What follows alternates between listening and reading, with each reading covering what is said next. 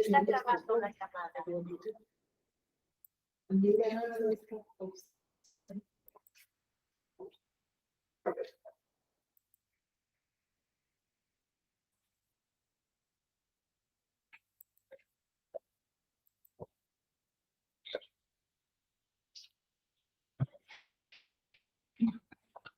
Bueno, damos un par de minutos nada más. A ver, Ok.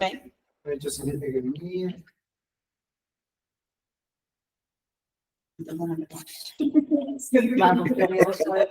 No me ponga nervioso, no me ponga nervioso. No me está grabando. Todo lo que pasaba hoy queda para la tarde. Y no es la que le puso los gajitos. Ah, no. Esto sí, son como hijos. Sí, o pedados. Para mí. Ay, sí. ¿Ustedes me lo mandaste a hacer o lo compraste? Lo compré. París. Qué hermoso. Ay, no. Los gatos no se van más. Bueno, Flavio, bienvenido. Vamos a empezar, que quiero que haya un paciente. Bueno, Todo tuyo. No hace falta que te presente, todos te conocen. ya, buenas tardes. Hoy vamos a hablar un poco sobre lo que es la litiasis en edad pediátrica. Primero vamos a ver un caso clínico que tuvimos ahora en enero. Una paciente femenino de 12 años de edad ingresó el día 14 de enero con un cuadro de evolución de 8 horas, presentando lo que era dolor abdominal, náuseas y vómitos. El dolor se localizaba en hipocondrio derecho. Bueno, como antecedente, esta paciente ya estuvo internada a finales de diciembre, durante 24 horas por presentar el mismo cuadro, que mejoró con lo que son analgésicos. Anteriormente tenía una ecografía, tenía una ecografía donde reportaba que habían evidencia de cálculo a nivel de la vesícula. Como otro antecedente, tenemos que tuvo una ictericia neonatal sin requerimiento de luminoterapia. También un hipotiroidismo no tratado. En el momento que estuvo ingresada anteriormente en los laboratorios, encontraron una hemoglobina de 8 gramos, con una discreta anisocitosis y microcitosis y hipoglomía. La paciente fue de alta en ese momento. Cuando reingresó, en el examen físico, ingresó a febril, con la mente bastante álgica, con el dolor a nivel del abdomen superior. También tenemos que, como antecedentes familiares, el padre también sufre de una litiasis biliar. En los laboratorios del momento, encontramos los positivos que encontramos, era la hemoglobina 7.9, hematocrito de 28, transaminasas un poco elevada, la LDH también se encuentra elevada. El paciente se manejó con analgésico, el ayuno, la hidratación parenteral. Vamos a ver que se le hicieron, tuvo una amilasa de 428. Se realizó, pidió una valoración por hematología por los antecedentes, donde pidió una serie de exámenes. Se realizaron todas las serologías virales, lo que era por encontrarse en ese momento con la hemoglobina bastante baja, estaba en 7.9, se le transfundió glóbulos rojos. Hay un grupo de patologías que se han hecho relativamente frecuentes desde la estandarización de la ecografía, ¿sí? Antes, qué sé yo, por ejemplo, una endocarditis en un lactante es una cosa que pasaba, desde que la ecografía está a mano, y la litiasis es otro ejemplo de una patología que seguramente antes estaba con la misma incidencia, asociada a las patologías que ahora Flavio va a explicar. Pero bueno, lo que cambia fundamentalmente es la sospecha y la disponibilidad de la ecografía. Bueno, sí, se le realizó una resonancia donde reportó la dilatación de la vía intra y extrahepática hasta 11 milímetros a nivel del colédoco. Encontraron una imagen compatible con litiasis. Vemos que también se le realizó una colangiopancreatografía retrógrada.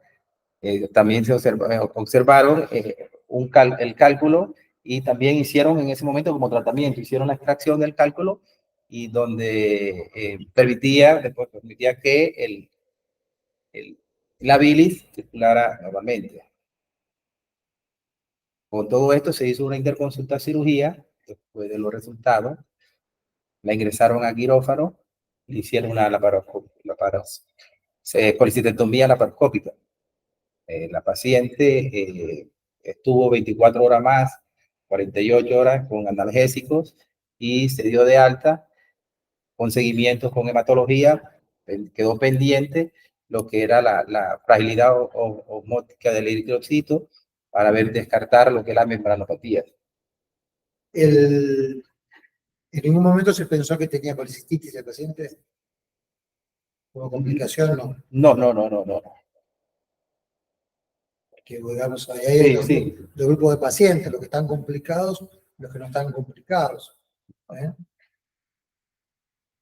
Bueno, ahora vamos a hablar en sí de la litiasis biliar en la edad pediátrica. Bueno, vemos que la litiasis biliar se define como la formación o la presencia del cálculo en la luz biliar intra o extrahepática. Esto puede generar problemas de obstrucción del flujo, van a generar un problema de obstrucción del flujo biliar que puede conllevar también, que se puede presentar también en las infecciones de las vías biliares y pueden presentar como complicación las pancreatitis, como también la peritonitis. Sí, peritonitis biliar, sí. Vemos que es una patología bastante infrecuente en pediatría, que pueden aparecer en cualquier edad. En los primeros años de vida son bastante asintomáticos, que a veces se pueden confundir como pacientes que presentan reflujo o pensando en una intolerancia a la lactosa y es producto de acá de la litiasis biliar. Vemos que tiene un predominio en el sexo femenino y se presenta mayormente en pacientes adolescentes. Mayor incidencia de 7 a 14 años, la mayor incidencia. El riesgo... También puede suceder al revés, ¿verdad? Es un hallazgo, ¿no? Sí. Sí, que el paciente tenga otro diagnóstico, le hace la ecografía y viene y también. Ese no es el motivo. Vemos que aumenta más el riesgo de presentar la litiasis con familiares de primer grado que presenten esta patología. Tenemos que la litiasis en niños menores de 16 años se encuentra entre un 0.15 a un 0.22% del total de la patología. Vemos que de esto un 10% se acompaña de colicistitis aguda. El 70% no puede presentar algún signo de colicistitis crónica y el 20% presenta una vesícula normal. No presentan sintomatología, son asintomáticos. ¿Por qué se ha presentado más el diagnóstico en estos casos? Porque ahora hay una mayor sospecha del pediatra ante esta patología, por la identificación de riesgo de la litiasis, como algunas patologías crónicas, aumentan más el riesgo, como la mayor supervivencia de niños con patologías que predisponen a la litiasis y el uso más frecuente de la ecografía. Si vemos que en la guardia llegan muchos pacientes con dolores abdominales inespecíficos y como son repetitivos, repetición, se les manda la ecografía y se encuentran por hallazgo. Los factores de riesgo graves, vemos la patología más grave como las cirugías cardíacas, estos van a aumentar el riesgo de la formación de litiasis, los prematuros, la colestasis crónica, trasplante de órganos. Hay patologías que aumentan por presentar un ayuno prolongado, pacientes que terminan con una parenteral prolongada, eso aumenta más el riesgo. Fármacos como la cefalosporina tercera generación, la furosemida, también se encuentran asociados a la formación del barro biliar. En la etiopatogenia, todos estos factores van a conllevar lo que son la alimentación, lo que son la colestasis, las infecciones, van a conllevar a favorecer lo que son la bilis litógena. Por alguna alteración, por el aumento de bilis o por la alteración a nivel de las paredes de la vesícula o de las vías, también aumentar más la formación del virus. Vamos a encontrar lo que son los cálculos, los tipos se van a clasificar, depende a su conformación.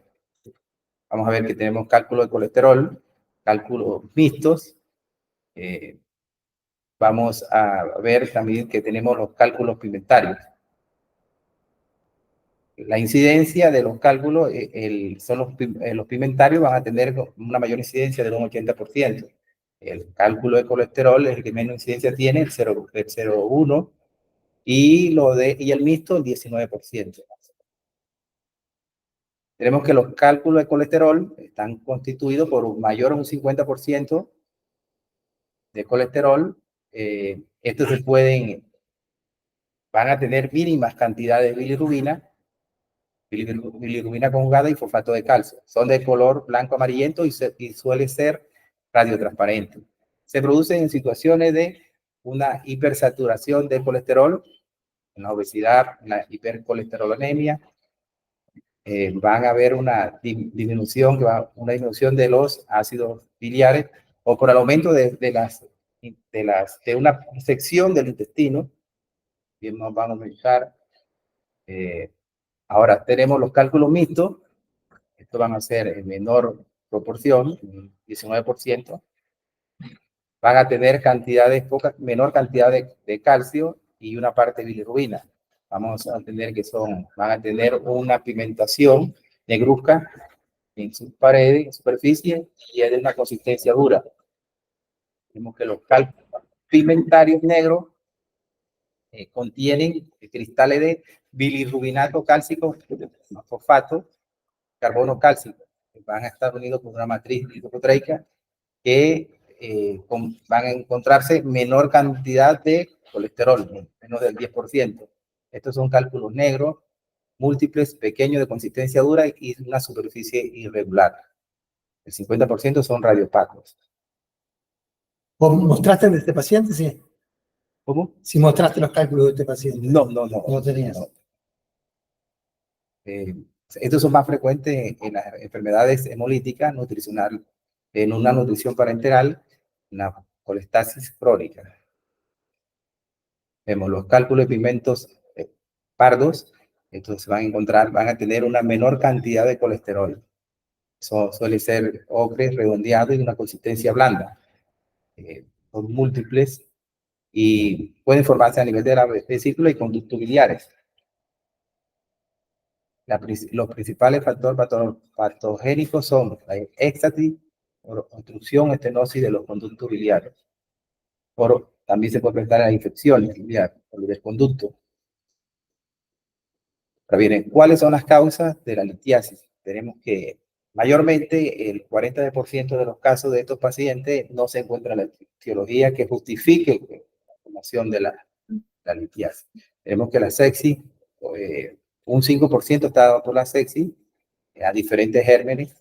Tenemos la E. coli, la salmonella, la Klebsiella.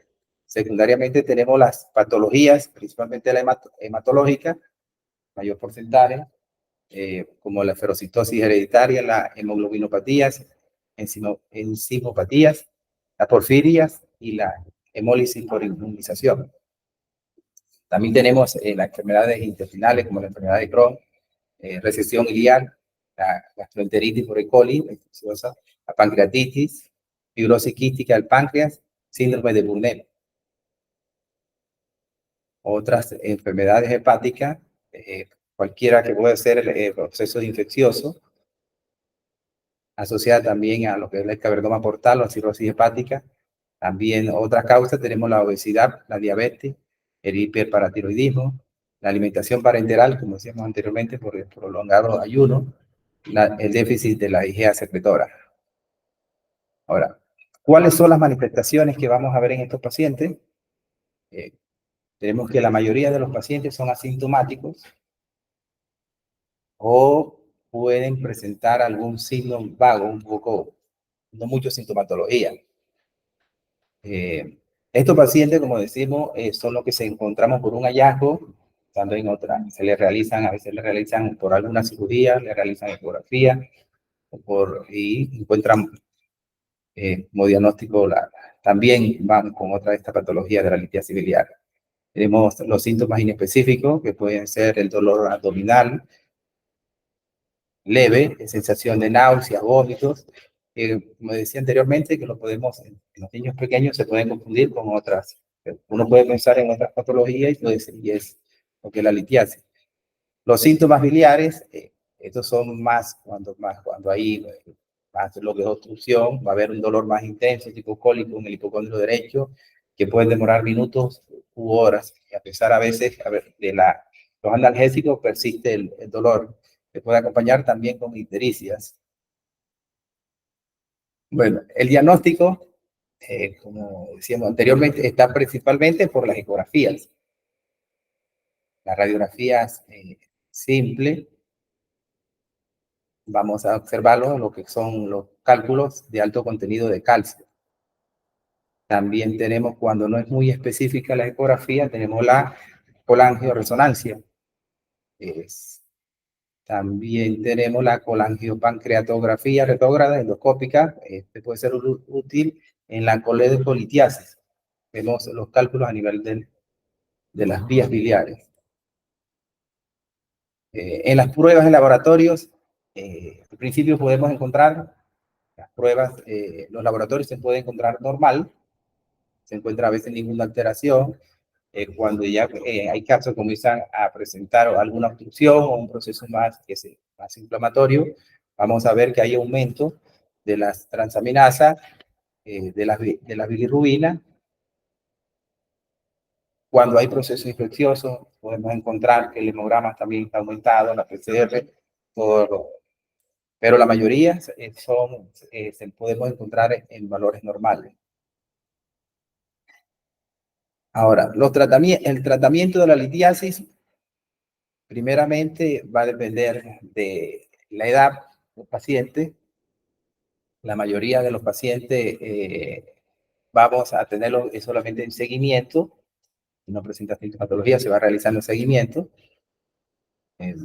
Dependiendo también de la etiología, también hay que mirar para ver que exista o no exista sintomatología, la existencia de factores de riesgo, patologías que son crónicas, patologías crónicas, y de acuerdo a la composición y el tamaño y la localización del cálculo. Tenemos que, mayor parte, como les dije anteriormente, estos pacientes vamos a estar en seguimiento, le vamos realizando por medio de la ecografía, de acuerdo a cómo se vaya presentando, se puede realizar o no una colecistectomía.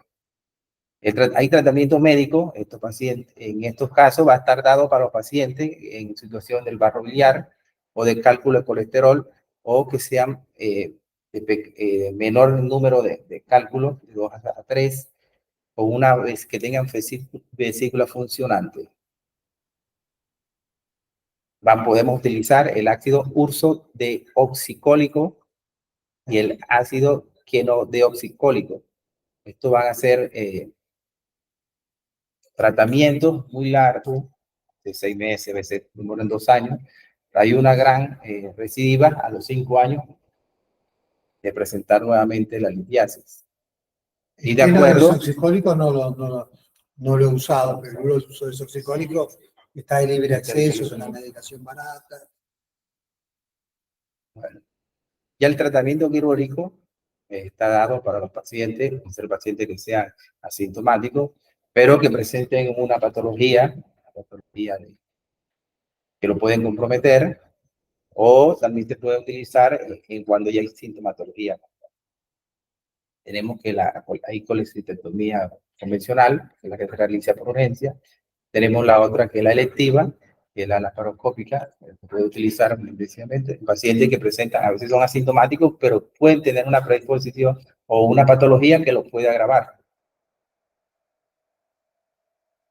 Las indicaciones la laparoscopía mesial se puede utilizar en cualquier edad, con sintomatología de colelitiasis, puede presentar de urgencia los pacientes que presentan fiebre, el dolor en el hipocondrio persiste, se enfría el cuadro y se realiza después la cirugía. En mayores de 5 años, los síntomas son más agudos, más fuertes, van a estar asociados también a factores de riesgo. La hemólisis, son pacientes que van a presentar hemólisis. Esto está indicado, digo, también la colifectomía laparoscópica. ¿Cuál es la ventaja? Es una cirugía mínimamente invasiva, sin inconvenientes menores, las complicaciones son menor, el paciente puede darse de alta a las 24 horas, el índice de complicación es muy bajo y permite solucionar otra patología subsistente como la hernia, las hernias, una esplenectomía también se puede realizar junto. Otro tratamiento tenemos la lipotripsia. Esto va a ser en los pacientes que tienen un cálculo radiotransparente, que tengan el número de 1 a 3 máximo, con que sean también un diámetro de 3 a 6 milímetros. Tiene una probabilidad de disolución y que tenga una vía funcionante, también es importante. También tiene una tasa de recurrencia del 20 al 30% a los 5 años.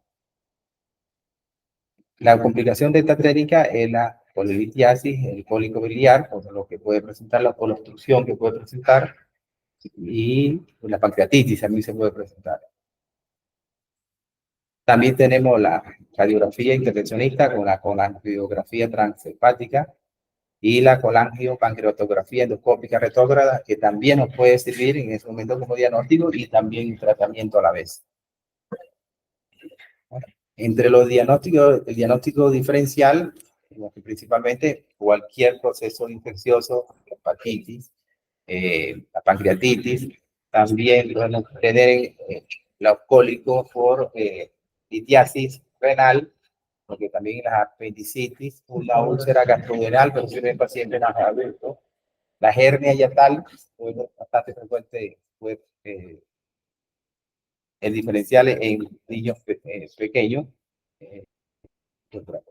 Bueno, las complicaciones, tenemos así las infecciones, porque la colelitiasis o la colangitis. Vemos que la migración de los cálculos se pueden impactar, eso a nivel del esfínter de Oddi anteriormente, puede producir una obstrucción total y con esto puede conllevar una pancreatitis. Vamos a observar que estos pacientes que presentan, además del dolor, presentan una ictericia bastante marcada. Pueden conllevar a lo que es la perforación, una peritonitis biliar. En pacientes trasplantados también pueden presentarse las complicaciones porque pueden aparecer los cálculos a nivel de vía intrahepática. Y en estos casos se realizaría el tratamiento con la colangiopancreatografía retrógrada, que es lo más indicado para estos pacientes. Eso es todo. ¿Viste? ¿Leí algo sobre la analgesia? Sobre si hay que usar una medicación u otra. Muy poco eso. ¿Alguien quiere decir algo de eso? ¿Celeste? Que ya podemos usar morfina igual por más de hoy. Ah, sí. La morfina antes. No, antes usaban otro tipo de opiáceos por el tema de que los intérpretes podían usarse y ahora está demostrado que está demasiado. Estamos mínimos. Usamos que igual siempre elimina. Sí, porque pacientes adultos utilizan más el tramadol. Sí, y la pancreatitis todavía, los protocolos de pancreatitis todavía está la metilidina. Sí, así lo que pasa en niños, tuvimos bastante hipodermitas usando morfina por esto y no conveniente. Bueno, así que bueno, en general estas patologías que son tan frecuentes en el adulto, en pediatría hay que buscar la causa subyacente. siempre que usamos causas subyacentes. ¿Sí? Patológica, metabólica. Las extracciones que le ponemos a todos.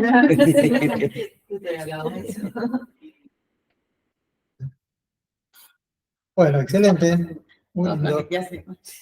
Todo con litiasis. Ahí En este que- caso se estudió después la patología subyacente.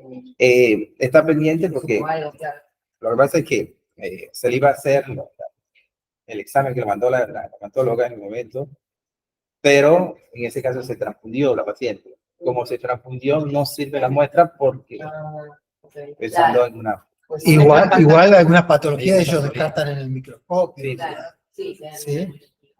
Sí, Entonces la se estaban esperando los 3 toxicidad. meses, que se cumplieran los 3 meses para realizar, para hacer nuevamente, para hacer el estudio.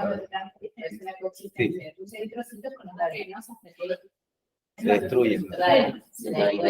Dependiendo de que esté transfundido, son 3 meses, 120 días de la vida media de eritrocitos ajenos.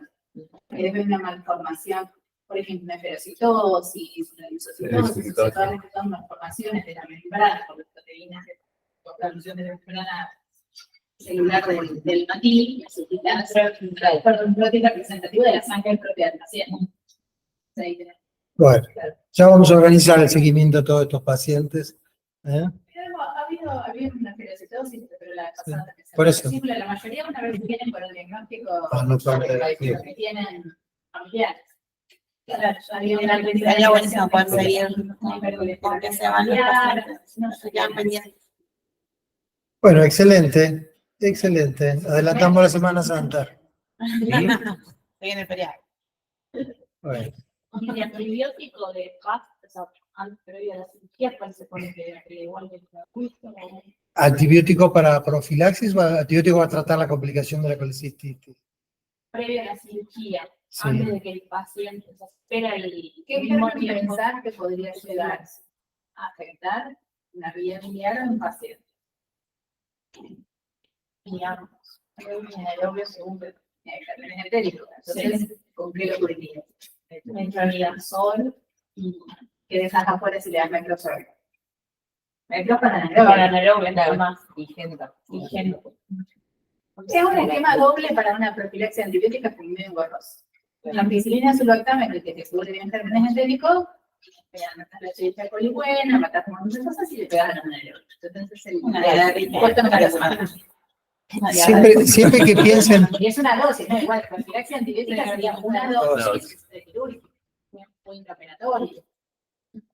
Distintos se rompe la vesícula, se desparran, se está causando. tuvimos un tenor antibiótico, hay que buscarlo por ahí, si está grabado para que lo puedan ver. Siempre que piensen en antibióticos, ¿sí? Tienen que pensar, no de memoria, tienen que pensar en la patología, ¿sí? Cuáles son los gérmenes más frecuentes, el grupo etario, ¿sí? La epidemiología del lugar, ¿sí? Y de base a razonar eso, la penetración de los antibióticos en determinados tejidos, ¿sí? La toxicidad. Cada indicación de antibiótico debería tener mínimamente ese razonamiento. ¿Eh? ¿Sí? Así que bueno, sí, la profilaxis cuesta a los cirujanos, ¿no? Bajarlas del posoperatorio. Cuesta, ni te digo si hay drenaje, todo. Pero bueno, la concreto es que cada vez la mayoría se limita a la inducción anestésica. ¿Qué otra cosa? ¿Nada más? Muy bien. Gracias, Flavio. Voy a dejar de grabar, a ver si...